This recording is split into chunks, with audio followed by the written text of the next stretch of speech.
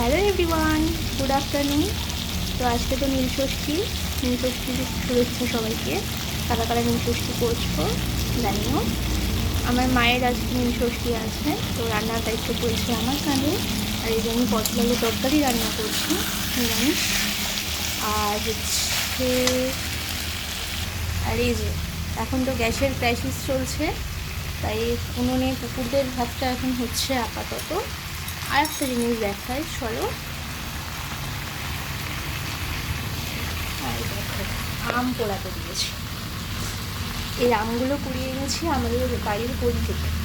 মানে আমাদের বাড়ির পেছনে একটা গোডাউন আছে, গোডাউনে ওদের আম গাছ আছে। আর এমন জায়গায় আম গাছটা লাগানো আছে, মানে পাঁচিলের গায়ে সেই আম গাছের সমস্ত আম নয়, ম্যাক্সিমাম আম আমাদের গলিতে পড়ে।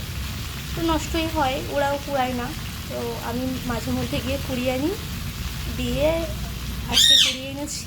তো ভাবলাম চলো আজকে আম পোড়া দেওয়া যাক।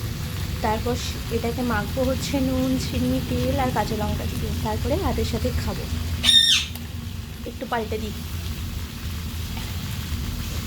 এই আম পোড়া মানে আম পুড়িয়ে নুন, চিনি, কাঁচা লঙ্কা, তেল দিয়ে মেখে ভাতের সাথে খাওয়ার ব্যাপারটা আমি একটা কাকিমার কাছ থেকে শিখেছি। মানে কাকিমাদের বাড়িতে খেয়েছি, তো তবে থেকে আমি রীতিমতো এটার ফ্যান হয়ে গেছি। আর এই যে গোডাউনের যে আম গাছটা আছে, এখন তো কাঁচা আমগুলো পড়ে, এবার যখন পাকবে তখনও আম পড়ে।